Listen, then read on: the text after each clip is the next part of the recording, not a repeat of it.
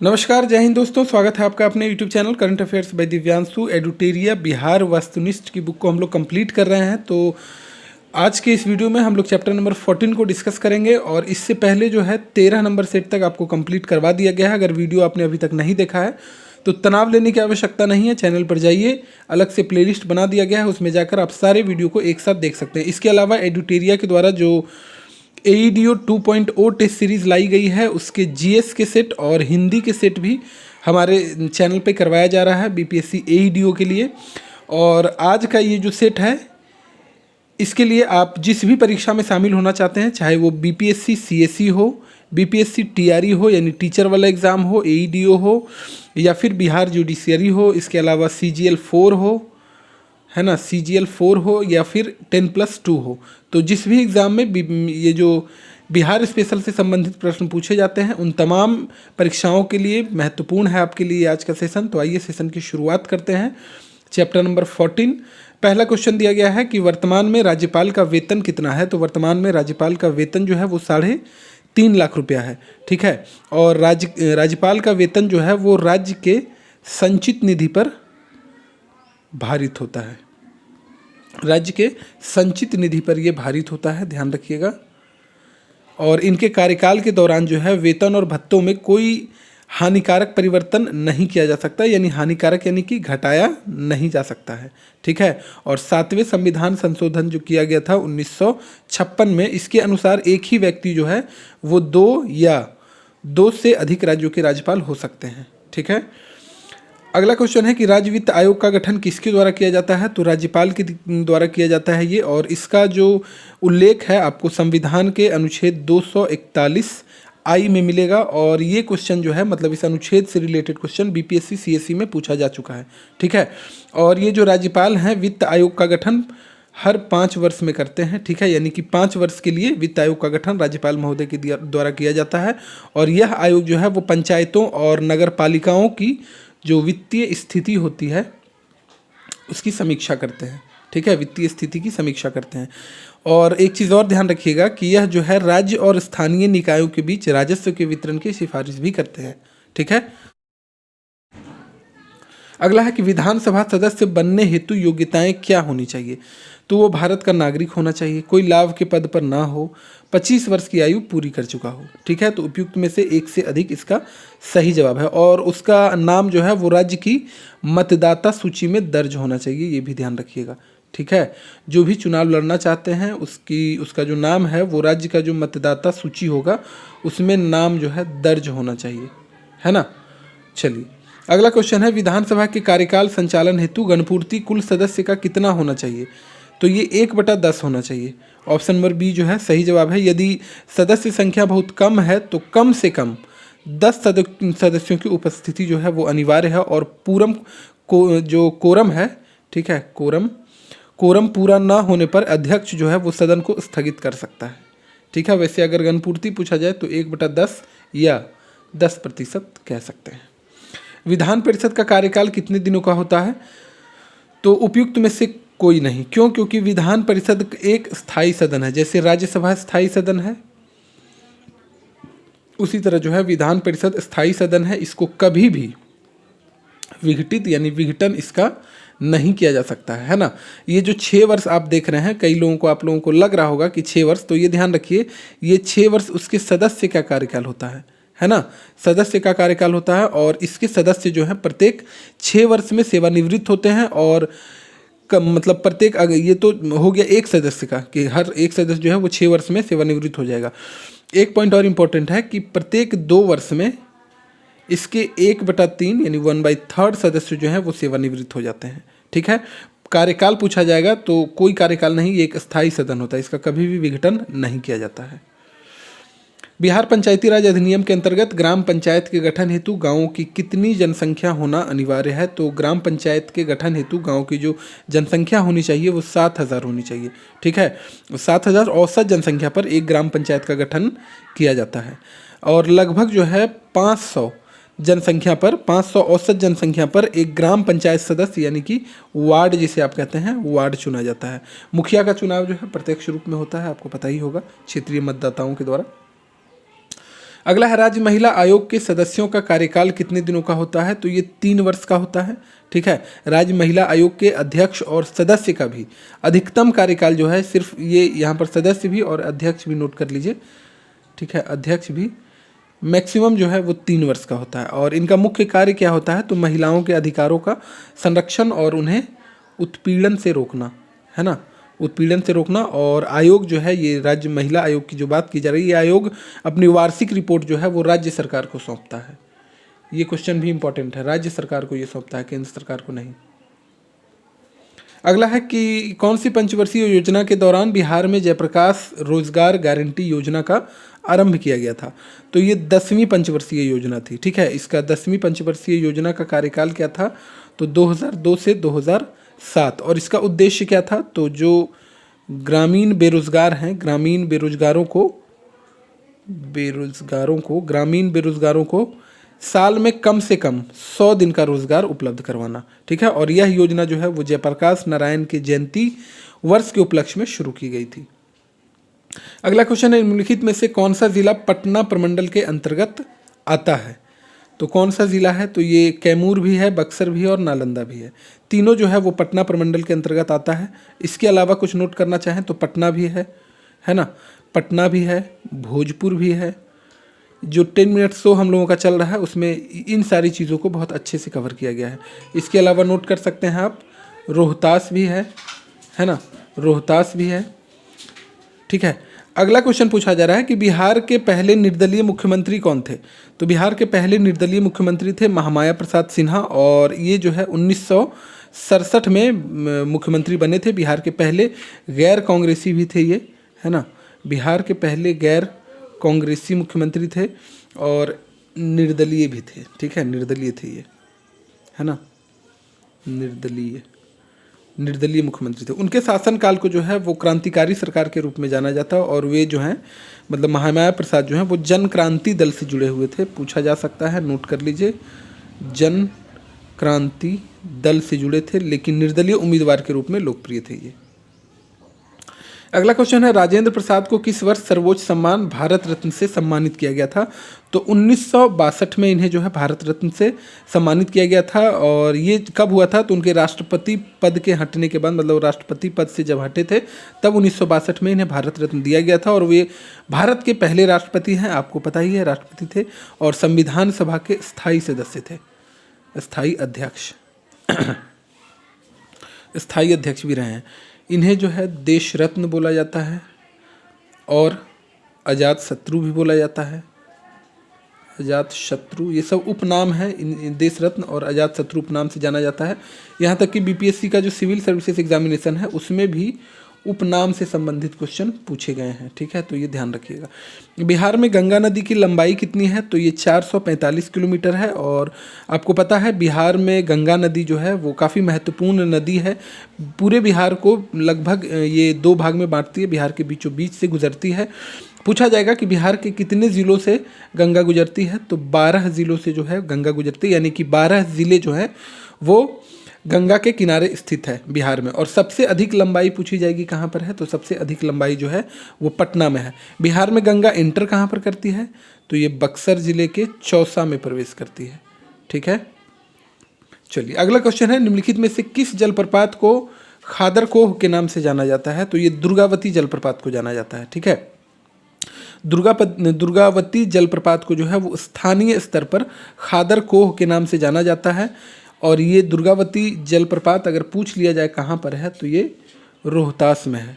ठीक है, और इसकी ऊंचाई अगर पूछी जाए तो लगभग ये 300 फीट है ना, 91 मीटर। और यह बिहार के सबसे ऊंचे और सुंदर जलप्रपातों में गिना जाता है, दुर्गावती जलप्रपात। बलथर मिट्टी की प्रकृति क्या होती है? ठीक है, बलथर मिट्टी जो है वो किस प्रकृति की होती है? तो ये अम्लीय होता है। ठीक है, बलथर मिट्टी जो है वो मुख्य रूप से एसिडिक होता है, और इसमें रेत और कंकड़ की अधिकता भी होती है, रेत और कंकड़ की भी अधिकता होती है, जिससे इसकी जल धारण क्षमता जो है वो कम हो जाती है।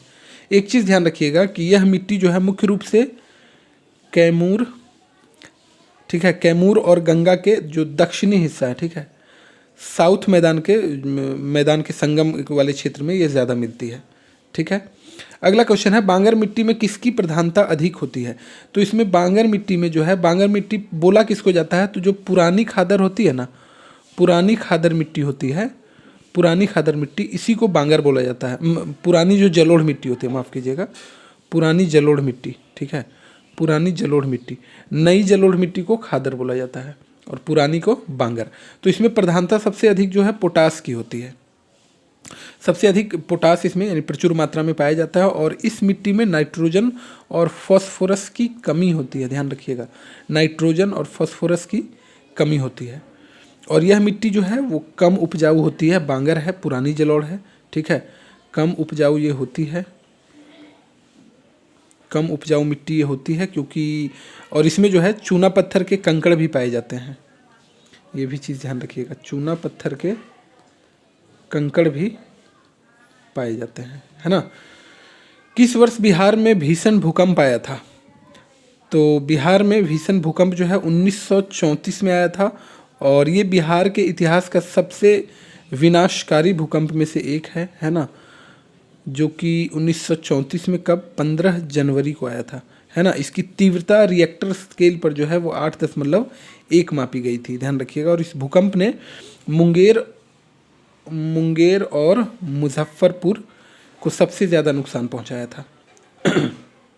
ठीक है, अगला क्वेश्चन पूछा जा रहा है आपसे कि पुस्तक टोकरी में दिगंत थेरी गाथा के लेखक कौन है। पुस्तक का नाम क्या है, टोकरी में दिगंत थेरी गाथा। तो इसके लेखक जो है वो अनामिका, ठीक है, अनामिका मुजफ्फरपुर की रहने वाली हैं ये, है ना, मुजफ्फरपुर की रहने वाली हैं ये। और इस कविता संग्रह के लिए 2020 का साहित्य अकादमी पुरस्कार इन्हें मिला है।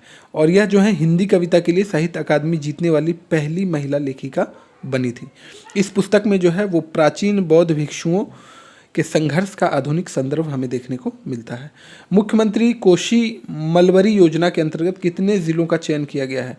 मुख्यमंत्री कोसी मलबरी योजना, तो इसके तहत कुल 7 जिलों का चयन किया गया है। मलबरी जो है एक रेशम का प्रकार है, आपको पता ही होगा ये, है ना, रेशम का प्रकार है। और कोसी क्षेत्र में रेशम कीट पालन को बढ़ावा देने के लिए इन 7 जिलों का चयन किया गया। कौन कौन सा है वो 7 जिला, नोट कीजिए, सहरसा है, सुपौल है, मधेपुरा है, अररिया है, किशनगंज है, पूर्णिया है और कटिहार है। मैं फिर से बोल दे रहा हूँ, सहरसा, सुपौल, मधेपुरा, अररिया, किशनगंज, पूर्णिया और कटिहार, ठीक है, ये 7 जिले हैं, इंपॉर्टेंट हैं, ध्यान रखिएगा। अब इसका उद्देश्य क्या है, तो मुख्यमंत्री कोसी मलबरी, आपको नाम ही दिख रहा है, तो इसका उद्देश्य जो है वो मलबरी सिल्क के उत्पादन के माध्यम से किसानों की आय को बढ़ाना। बिहार में चर्म प्रौद्योगिकी संस्थान की स्थापना कहाँ की गई है। तो इसकी स्थापना जो है वो मुजफ्फरपुर में की गई है। बिहार में जो है वो लेदर टेक्नोलॉजी इंस्टीट्यूट यानी CLTI की स्थापना जो है वो मुजफ्फरपुर में की गई है। और मुजफ्फरपुर जो है वो चर्म उद्योग और शोध के लिए एक प्रमुख केंद्र के रूप में विकसित हो रहा है ना। यहाँ पर जो है वो चर्म उत्पादों के निर्माण और गुणवत्ता सुधार के लिए प्रशिक्षण वगैरह भी दिए जाते हैं। मुख्यमंत्री कन्या सुरक्षा योजना के तहत सरकार द्वारा लाभार्थियों को कितनी राशि प्रदान की जाती है। तो मुख्यमंत्री कन्या सुरक्षा योजना के तहत सरकार द्वारा लाभार्थियों को 51,000 रुपये दी जाती है। कब, जब आप ग्रेजुएट होते हैं, ठीक है, ग्रेजुएट उत्तीर्ण होने पर कन्याओं को जो है वो प्रोत्साहन के रूप में 51,000 रुपये की राशि दी जाती है। और यह योजना जो है वो महिला सशक्तिकरण और उच्च शिक्षा को बढ़ावा देने के लिए शुरू किया गया है, ठीक है। इंटर पास करने वाली अविवाहित लड़कियों को 25,000 रुपये दिए जाते हैं, लेकिन ये केवल अविवाहित लड़कियों को दिए जाते हैं, ध्यान रखिएगा, जो इंटर पास करती हैं। निम्न में से किसे बिहार की राजनीति का संत बोला जाता है। कई बार हमने आपको बताया, भोला पासवान शास्त्री को बोला जाता है। 1968 में ये बिहार के मुख्यमंत्री बनते हैं। और इन्हें जो है राजनीति का संत इसलिए बोला जाता है क्योंकि ये काफ़ी ईमानदार और सादगी इनमें दिखती थी, ठीक है, सादगी इनमें दिखती थी। वे बिहार के पहले अनुसूचित जाति के मुख्यमंत्री भी थे और 3 बार मुख्यमंत्री रहे हैं। इस पर ऑलरेडी हम लोग कई बार चर्चा कर चुके हैं इनके बारे में। निम्नलिखित में से किस मिट्टी को करेल केवाल मिट्टी के नाम से जाना जाता है। तो ये पुरानी जलोढ़ मिट्टी को जो है वो करेल केवाल मिट्टी के नाम से भी जाना जाता है। और यह मिट्टी जो है वो ठीक ठाक उपजाऊ होती है और इसमें जो है चिपचिपापन अधिक होता है। इसमें मुख्य रूप से धान गेहूँ की अच्छी फसल होती है, ठीक है। दिए गए विकल्पों में कौन सी नदी दक्षिण गंगा से गंगा नदी में मिलती है? अच्छा, दक्षिण दिशा से कौन सी जो नदी है वो दक्षिण दिशा से, यानी पूरब पश्चिम उत्तर दक्षिण, ठीक है, तो इस साइड से कौन सी जो है वो गंगा में मिलती है? तो सोन भी मिलती है, फल्गु भी मिलती है, और पुनपुन और कर्मनासा भी जो है ये दक्षिण की ओर से गंगा में मिलती है। बिहार की बात की जा रही है, ठीक है, सभी दक्षिण से बिहार आकर गंगा में मिलती है। सोन नदी जो है, सोन नदी दानापुर के पास मिलती है, ठीक है, और पुनपुन जो है, पुनपुन फतुहा के पास मिलती है। पुनपुन जो है वो फतुहा के पास गंगा में मिलती है। फल्गु नदी भी जो है अंततः गंगा के टाल क्षेत्र में समाहित हो जाती है। अगला क्वेश्चन है कि निम्नलिखित में किसे घोघा झील के नाम से जाना जाता है? तो घोघा झील के नाम से गोगाबिल झील को जाना जाता है, ठीक है, स्थानीय नाम घोघा झील है इसका, और यह मतलब बिहार का पहला कम्युनिटी रिजर्व भी है, ये चीज़ ध्यान रखिएगा, ठीक है, ये बिहार का पहला कम्युनिटी रिजर्व यानी कि सामुदायिक रिजर्व है, और यह झील जो है वो प्रवासी पक्षियों के लिए प्रसिद्ध है, ठीक है, ये ध्यान रखिएगा। और यहाँ धनुषाकार झील यानी कि ऑक्सबो लेक पाई जाती है ना। अब आप हमें कमेंट बॉक्स में बताइए कि ये गोगाबिल झील कहाँ पर है, ठीक है, कमेंट बॉक्स में लिखिए ये गोगाबिल झील कहाँ पर है। मैं 4 ऑप्शन दे रहा हूँ, क्या ये नवादा में है, क्या ये बेगूसराय में है, क्या ये कटिहार में है, क्या ये पश्चिमी चंपारण में है, ठीक है। आप 4 में से कोई एक ऑप्शन बताइए कौन सा सही है। विश्व आर्द्र भूमि दिवस कब मनाया जाता है? तो विश्व आर्द्र भूमि दिवस जो है वो वर्ल्ड वेटलैंड्स डे 2 फरवरी को मनाया जाता है, और इसी दिन 1971 में ईरान के जो रामसर शहर है वहाँ पर आर्द्र भूमियों के संरक्षण के लिए एक समझौता हुआ था, ठीक है। चलिए, बिहार में आप बताइए कि रामसर साइट्स कितने हैं? मैं यहाँ लिख ही रहा था अभी। चलिए आप बताइए, क्वेश्चन है बिहार में रामसर साइट्स अभी कितने हैं वर्तमान में? परवर्ती गुप्त वंश का अंतिम शासक कौन था? तो परवर्ती गुप्त वंश के अंतिम शासक की अगर बात कर ली जाए आपसे, परवर्ती गुप्त वंश के अंतिम शासक की, तो ये जो है वो जीवित गुप्त द्वितीय थे, ठीक है। परवर्ती गुप्त वंश का अंतिम राजा जो है वो जीवित गुप्त द्वितीय थे, और कन्नौज के राजा यशोवर्मन के द्वारा इनकी हत्या कर दी गई थी और अधिकार कर लिया गया था। इस वंश की स्थापना जो है वो कृष्णगुप्त के द्वारा मानी जाती है, कृष्णगुप्त के द्वारा की गई थी। उदंतपुरी एवं नालंदा विश्वविद्यालय को किसने ध्वस्त किया था? तो ये जो है जालिम बख्तियार खिलजी। कब? ये जो तुर्क आक्रमणकारी था ये बख्तियार खिलजी, और इसने जो है 1193 से 1200 ईस्वी के दौरान इन विश्वविद्यालयों को नष्ट कर दिया था। और उसने जो है नालंदा का जो पुस्तकालय था, नालंदा विश्वविद्यालय का, धर्मगंज में आग लगा दी थी, ठीक है, धर्मगंज में इसने आग लगाई थी, और महीनों तक आग की लपेटे जो है वो हमें देखने को मिलते थे। ये जो बख्तियार खिलजी था, बख्तियार खिलजी ये कुतुबुद्दीन ऐबक का सेनापति था, ठीक है। चीनी यात्री इत्सिंग बिहार का भ्रमण किया था। चीनी यात्री इत्सिंग जो है वो बिहार का भ्रमण करता है 7वीं शताब्दी में, ठीक है, लगभग अगर आप जान लें तो 673 ईस्वी में, ठीक है, 7वीं सदी में भारत आया, और 10 वर्षों तक ये नालंदा में रहा था। ये चीज़ ध्यान रखिएगा, ये जो है 10 वर्ष तक नालंदा में रहता है, और बौद्ध धर्म के नियमों और तत्कालीन सामाजिक स्थिति का ये जो है विस्तार से वर्णन करता है इत्सिंग, ठीक है, और समुद्र के रास्ते से ये भारत पहुंचा था। नालंदा महाविहार की स्थापना किस गुप्त शासक के द्वारा की गई थी? तो ये कुमारगुप्त के द्वारा की गई थी। कई बार ये क्वेश्चन करवा दिया गया है। कुमारगुप्त प्रथम के द्वारा कब की गई थी? तो ये 5वीं शताब्दी में इसकी नींव रखी गई थी, और इसे जो है वो प्राचीन भारत में उच्च शिक्षा का सबसे बड़ा केंद्र भी माना जाता है, नालंदा महाविहार को। और ह्वेनसांग के अनुसार जो है, ह्वेनसांग ने अपनी रिपोर्ट में बताया, अपनी पुस्तक में बताया कि यहाँ पर 10,000 छात्र और 2,000 शिक्षक थे, ठीक है, 10,000 छात्र और 2,000 शिक्षक थे। चलिए, अगला क्वेश्चन है कि पाल वंश के द्वितीय संस्थापक के रूप में किसे जाना जाता है? तो पाल वंश के द्वितीय संस्थापक के रूप में जो है वो महिपाल, इस बुक में जो आंसर दिया गया है वो महिपाल प्रथम दिया गया है, ठीक है।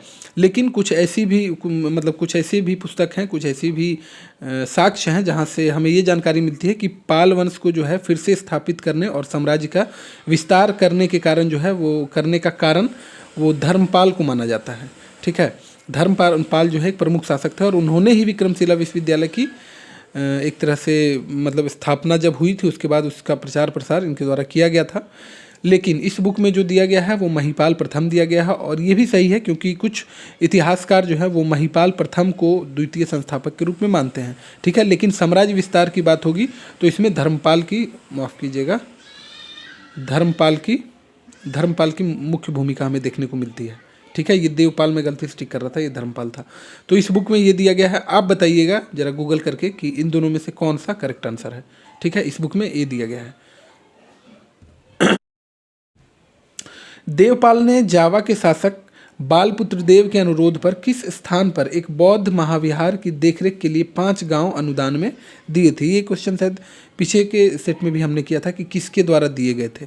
यहाँ पर पूछा गया है कि किस स्थान पर, तो ये नालंदा में। ठीक है, देवपाल ने जावा की सुमात्रा द्वीप के राजा के अनुरोध पर नालंदा में जो है सो बौद्ध विहार बनवाने के लिए 5 गांव इनके द्वारा दान में दिए जाते हैं, और यह जो है पाल राजाओं के बौद्ध धर्म के प्रति अंतर्राष्ट्रीय प्रेम को दर्शाता है। देवपाल जो है जिसकी हम बात कर रहे हैं, पाल वंश का शक्तिशाली राजा था।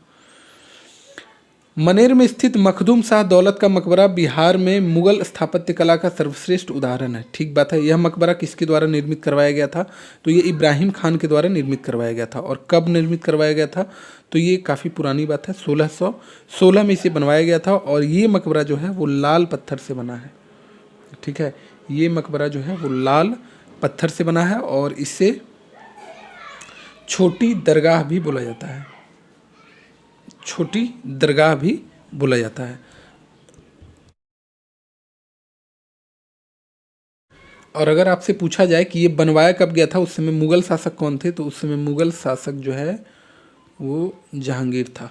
ठीक है, चीनी यात्री ह्वेनसांग ने किस विश्वविद्यालय में अध्ययन किया था, तो ये नालंदा विश्वविद्यालय में इसने अध्ययन किया था।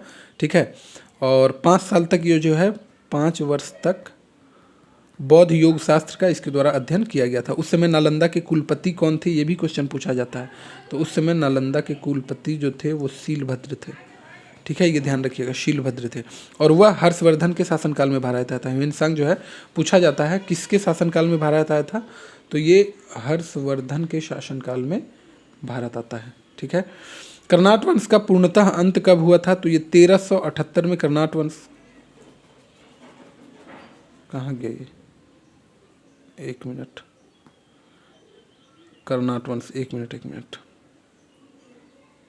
जस्ट कर ले रहे हैं इसे थोड़ा सा। ये यही है टेक्नोलॉजी, जितना आश्रित होइएगा कुछ कुछ मिस्टेक होते रहता है। कितने नंबर क्वेश्चन पे थे हम लोग, क्वेश्चन नंबर 33 ये कर चुके थे। कर्नाट वंश का पूर्णतः अंत कब हुआ था। ठीक है, तो कर्नाट वंश का पूर्णतः अंत जो है वो 1378 में हो गया था। ठीक है, इसका जो कर्नाट वंश का शासन जो है अगर पूछा जाए किस क्षेत्र में था, तो ये मिथिला के क्षेत्र में था। और मिथिला के क्षेत्र में 1378 के आसपास पूरी तरह से ये समाप्त हो जाता है। गयासुद्दीन तुगलक के हमले के बाद जो है वो हरि सिंह देव नेपाल भाग गए थे। ठीक है, और इसके बाद मिथिला पर तुगलक वंश का वर्चस्व हो गया था। निम्न में से कौन सल्तनत काल में बिहार का प्रांतपति नहीं रहा है। ठीक है, तो मुबारिस खां नहीं रहा, ये हातिम खां था, सैफुद्दीन ऐबक एवं तुगान खां था। ठीक है, मुबारिस खां ये सल्तनत काल में बिहार का प्रजापति नहीं रहा। मुबारिस खां जो है वो मुख्य रूप से बंगाल, है ना, मुख्य रूप से बंगाल और अन्य क्षेत्र से संबंधित था। तुर्क शासन के दौरान बिहार पर दिल्ली का नियंत्रण काफ़ी उतार चढ़ाव वाला हमें देखने को मिलता है। बिहार राज्य का नाम विहार किसने दिया था, तो ये बिहार राज्य का नाम विहार जो है वो तुर्कों ने दिया था।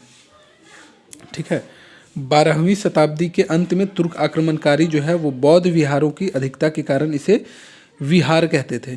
मिन्हाजुल सिराज की जो एक किताब है तबकाते नासिरी, उसमें पहली बार इसका नाम लिखित उल्लेख में मिलता है। और मूल संस्कृत शब्द जो है वो विहार का अर्थ अगर आपसे पूछा जाए तो बौद्ध मठ ही होता है। ठीक है, बौद्ध मठ। अमर सिंह को अंग्रेजों द्वारा बंदी बनाकर निम्नलिखित में से किस जेल में रखा गया था, तो इन्हें जो है गोरखपुर जेल में रखा गया था। ठीक है, और अमर सिंह जो है जिनकी बात की जा रही है ये बाबू वीर कुंवर सिंह के छोटे भाई थे। और जेल में ही पेचिस की बीमारी इन्हें हो गई थी, जिसके कारण 5 फरवरी 1860 को इनकी मृत्यु हो गई थी। और ये जो है मतलब कुंवर सिंह की मृत्यु के बाद कैमूर की पहाड़ियों से छापामार युद्ध जो है वो जारी रखते हैं अंग्रेज़ों के खिलाफ 1857 में। है ना। 1857 की जो महाविद्रोह होता है उसकी बात, उस समय की बात की जा रही है। चंपारण एग्रीगेशन समिति के सदस्यों में निम्नलिखित में कौन सम्मिलित नहीं थे? तो निम्नलिखित में से कौन सम्मिलित इसमें नहीं थे? ठीक है, तो इसमें जो है अगर इस समिति की बात कर ली जाए तो इस समिति के कौन सम्मिलित थे है यार, ओहो, कौन सम्मिलित थे? वही तो कह रहे हैं नहीं थे, मतलब ये तो एफ जी सलाई भी थे, ब्रजकिशोर प्रसाद। तो कौन सम्मिलित थे? ये एफ जी सलाई भी थे, ब्रजकिशोर प्रसाद भी थे और रामनवमी प्रसाद भी थे। एफ जी सलाई जो हैं इसके अध्यक्ष थे। ठीक है, ध्यान रखिएगा, इसके अध्यक्ष की अगर बात कर ली जाए तो एफ जी सलाई जो हैं वो इसके अध्यक्ष थे, और ब्रजकिशोर प्रसाद और रामनवी प्रसाद जो नाम दिया गया है ये दोनों सदस्य थे। और महात्मा गांधी जी के दबाव में, ठीक है, महात्मा गांधी जी के दबाव में सरकार जो है वो 3 कठिया प्रथा की जांच के लिए सहमत होती है, और उसके बाद ये चंपारण एग्रीगेशन समिति की गठन किया जाता है। और समिति की रिपोर्ट के बाद जो है वो चंपारण कृषि अधिनियम 1918 पारित कर दिया जाता है। ठीक है, चलिए अगला क्वेश्चन है, वर्ष 1923 में बिहार में स्थापित स्वराज दल के अध्यक्ष निम्नलिखित में से कौन थे? तो 1923 में जो स्थापित किया गया था स्वराज दल, इसके अध्यक्ष जो हैं वो नारायण प्रसाद थे। ठीक है, गठन इसका जरूर किया गया था स्वराज पार्टी का चित्तरंजन दास और मोतीलाल नेहरू के द्वारा, लेकिन अगर स्वराज दल के अध्यक्ष के बारे में पूछा जाएगा तो नारायण प्रसाद इसके पहले अध्यक्ष थे। और श्री कृष्ण सिंह के नेतृत्व में स्वराज दल की शाखा जो है वो बिहार में सक्रिय होती है। इसका मुख्य उद्देश्य जो है वो विधान परिषदों के चुनाव में भाग लेना था। इल्तुतमिश ने किसे बिहार प्रांत में दिल्ली सल्तनत के प्रथम प्रतिनिधि के रूप में नियुक्त किया था? तो ये मलिक अलाउद्दीन जानी थे। ठीक है, मलिक जानी भी आपको कई जगह ये लिखा हुआ मिल सकता है ना, मलिक जानी भी लिखा हुआ मिल सकता है। और इल्तुतमिश के द्वारा जो है बिहार का पहला सूबेदार नियुक्त किया गया था ये। ठीक है, बिहार का पहला सूबेदार मलिक जानी आपको बहुत जगह लिखा हुआ मिल सकता है, ध्यान रखिएगा। इल्तुतमिश के द्वारा जो है ये बंगाल के शासक हिसामुद्दीन इवाज को पराजित कर दिल्ली को, मतलब बिहार को दिल्ली के अधीन मिला लिया गया था। और ये घटना जो है वो लगभग 1225 के आसपास की है। पाटलिपुत्र की शासन व्यवस्था का विस्तृत वर्णन किस विदेशी यात्री के वृत्तांत में मिलता है? तो ये मेगास्थनीज के वृत्तांत में, जो मेगास्थनीज की पुस्तक थी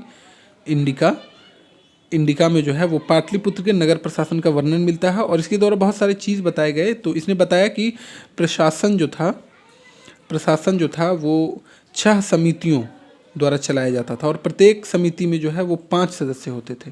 दोनों इंपॉर्टेंट पॉइंट है, प्रशासन जो है वो 6 समितियों द्वारा चलाया जाता था और प्रत्येक समिति में 5 सदस्य होते थे। और यह जो है यह जो है वो चंद्रगुप्त मौर्य के दरबार में सेल्यूकस का राजदूत बनकर आया था, सेल्यूकस निकेटर का। मगध में प्रथम ब्राह्मण राज्य स्थापित कब किया गया था? तो ये मतलब स्थापित किया गया था किसके द्वारा? तो ये पुष्यमित्र के द्वारा किया गया था। ठीक है, अंतिम मौर्य शासक बृहदत्त की हत्या इसके द्वारा की गई थी, पुष्यमित्र शुंग के द्वारा। शुंग वंश की बात की जा रही है, और शुंग वंश की स्थापना जो है पुष्यमित्र शुंग के द्वारा की जाती है। और ध्यान रखिएगा ये मगध का पहला ब्राह्मण राजवंश था। पुष्यमित्र ने 2 अश्वमेध यज्ञ किए थे, जिसमें जो है जिनके पुरोहित जो है वो पतंजलि थे। ठीक है, पतंजलि थे। अगला क्वेश्चन है कि चंद्रगुप्त मौर्य की पहचान सेड्रोकोटस के रूप में किसने किया? सेड्रोकोटस के रूप में चंद्रगुप्त मौर्य की पहचान जो है वो किसके द्वारा की गई है? तो सर विलियम जोन्स, है ना, सर विलियम जोन्स ही थे पहले विद्वान जिन्होंने सिद्ध किया कि यूनानी लेखकों और सेड्रोकोटस वास्तव में चंद्रगुप्त ही हैं, है ना, चंद्रगुप्त मौर्य ही हैं। यह पहचान जो है वो भारतीय इतिहास को क्रोनोलॉजी यानी कालक्रम निर्धारण में काफ़ी सहायक हुई थी। और सर विलियम जोन्स के बारे में एक चीज़ ध्यान रख लीजिए कि इनके द्वारा जो है वो एशियाटिक सोसाइटी ऑफ बंगाल की स्थापना की गई थी। ठीक है, स्थापना की गई थी किसकी? Asiatic Society of Bengal. मौर्यकालीन शासन व्यवस्था कितने प्रांतीय भागों में विभक्त था? तो ये जो है मौर्यकालीन शासन व्यवस्था कुल 5 प्रांतीय भागों में विभक्त था ये, है ना, 5 प्रांतों या चक्रों बोला जाता था। और ये थे उत्तरापथ यानी तक्षशिला, अवंती, उज्जैन, दक्षिणापथ, सुवर्णगिरी, कलिंग, तोसल और प्राच्य पाटलिपुत्र। मैं फिर से बोल दे रहा हूँ, उत्तरापथ, तक्षशिला, अवंती, उज्जैनी, दक्षिणापथ, सुवर्णगिरी, कलिंग, तोसली और प्राच्य पाटलिपुत्र, यही जो है 5 चक्र थे। और अशोक के समय जो है वो कलिंग को 5वें प्रांत के रूप में जोड़ा गया था, है ना। अशोक ने कलिंग पर कब आक्रमण किया था? काफ़ी आसान सा क्वेश्चन है ये, 261 ईसा पूर्व में, है ना। और अशोक अपने राज्याभिषेक के 8वें वर्ष, ठीक है, 8वें वर्ष जो है वो कलिंग पर आक्रमण करते हैं 261 ईसा पूर्व में। और इस युद्ध का वर्णन जो है वो अशोक के 13वें शिलालेख में मिलता है। ये क्वेश्चन भी पूछा गया है कई एग्जाम में, ठीक है, 13वें शिलालेख में मिलता है। और इस युद्ध के बाद जो है वो अशोक जो है वो बौद्ध धर्म को अपना लेते हैं और धम्म विजय की नीति शुरू करते हैं, लड़ाई झगड़ा वे छोड़ देते हैं। काफ़ी ये खूंखार टाइप का हुआ था कलिंग युद्ध, ठीक है। किस जैन संगति के बाद जैन धर्म दिगंबर एवं श्वेतंबर में विभाजित हो गया था? तो ये प्रथम जैन संगति था, ठीक है, प्रथम जैन संगति का ही था ये। और पाटलिपुत्र में ये हुआ था। इसका आयोजन किनकी अध्यक्षता में? तो स्थूलभद्र की अध्यक्षता में, ठीक है, स्थूलभद्र की अध्यक्षता में हुई थी। और अकाल के समय जो लोग मगध में रहे वे श्वेतांबर, यानी कि श्वेतांबर का मतलब हो गया सफ़ेद वस्त्र, सफ़ेद वस्त्र पहनते थे, है ना, सफ़ेद वस्त्र पहनते थे। और जो दक्षिण गए वे दिगंबर जो है ये कोई वस्त्र नहीं पहनते थे, ये नग्न रहते थे। इस संगति में जो है वो जैन धर्म के 12 अंगों का संकलन भी किया गया था, ये भी ध्यान रखिएगा। बिहार के किन क्षेत्रों तक अंग महाजनपद का विस्तार है? तो ये भागलपुर और मुंगेर, ठीक है, भागलपुर और मुंगेर के आधुनिक क्षेत्र पहचान जो है वो अंग महाजनपद के अंतर्गत आती है। और अंग की अगर राजधानी पूछ ली जाए आपसे, जो कि कई एग्जाम में पूछा गया है, तो जवाब हो जाएगा चंपा। और व्यापार के लिए काफ़ी प्रसिद्ध था अंग महाजनपद। अथर्ववेद में पहली बार जो है वो अंग राज्य का उल्लेख हमें देखने को मिलता है, ठीक है। बृहद्रथ वंश के सबसे प्रतापी राजा कौन थे? तो ये जरासंध थे, ठीक है, ऑप्शन नंबर ए जरासंध थे। मगध के सबसे प्राचीन वंश जो बृहद्रथ वंश का सबसे शक्तिशाली राजा पूछा जाएगा तो ये जरासंध थे। उनकी राजधानी अगर पूछ ली जाए आपसे तो इनकी राजधानी राजगीर थी। ये उस समय ग्रीवरज। श्री कृष्ण की सहायता से भीम ने जो है वो द्वंद्व युद्ध में जरासंध का वध कर दिया था। हर्यक वंश का अंतिम शासक कौन था? हर्यक वंश का अंतिम शासक जो है वो नागदशक था, ठीक है, जिसे दर्शक भी बोला जाता था, है ना, दर्शक भी बोला जाता था। वह उदयन का पुत्र था और काफ़ी कमज़ोर शासक था। ये जो नागदशक है उदयन का, और ये वही उदयन है जिसने पाटलिपुत्र की स्थापना की थी। और ये जो नागदशक है इसे जनता के द्वारा हटाया गया था और जनता ने इसे हटाकर अमात्य, ठीक है, अमात्य शिशुनाग को राजा बनाया, जिसने शिशुनाग वंश की स्थापना की, ठीक है, शिशुनाग को राजा बनाया और इसने जो है शिशुनाग वंश की स्थापना की। 50 नंबर क्वेश्चन कर रहा है कि निम्न में से किस स्थान से अशोक के स्तंभ लेख प्राप्त हुए हैं? तो निम्न में से मतलब इसमें से कैमूर, सारण और चंपारण में अगर बात करें तो चंपारण से प्राप्त हुआ है, ठीक है। अशोक के यहाँ से 3 प्रमुख स्तंभ लेख प्राप्त हुए हैं, ठीक है, 3 प्रमुख स्तंभ लेख यहाँ से मिले हैं। कौन कौन से? तो नाम नोट कर लीजिए, लौरिया नंदनगढ़, लौरिया अरिराज, अरराज भी आपको केवल अरराज भी लिखा हुआ मिल सकता है, और एक है रामपुरवा। ये 3 जो है मिले हैं और ये सभी जो है स्तंभ बलुआ पत्थर से बने हैं, ठीक है, सैंडस्टोन से बने हैं। और इस पर जो है लिखी गई है कौन सी लिपि में? तो ब्राह्मी लिपि में लिखी गई है ना, ब्राह्मी लिपि में लिखी गई है, ठीक है। तो ये थे 50 क्वेश्चन, सेट नंबर 14 को हमने कवर कर लिया। वीडियो कैसा लग रहा है आप हमें कमेंट बॉक्स में ज़रूर बताइए, और अगर अच्छा लग रहा है तो अपने दोस्तों के बीच में भी शेयर कीजिए, है ना। और 10 मिनट शो जो है वो बिहार से ही संबंधित लाए गए हैं, आपके एग्जामिनेशन पॉइंट ऑफ व्यू के लिए काफ़ी महत्वपूर्ण है। छोटी छोटी चीज़ें जो है वो उसमें डिस्कस की जा रही है और बहुत कम समय में 10 मिनट में आप बहुत सारा चीज़ उससे सीख सकते हैं। तो मिलते हैं आपसे नेक्स्ट वीडियो में, तब तक के लिए पठन पाठन का कार्यक्रम जारी रखिए, मस्त रहिए और व्यस्त रहिए, अपने और अपनों का ध्यान रखिए। Thank you very much.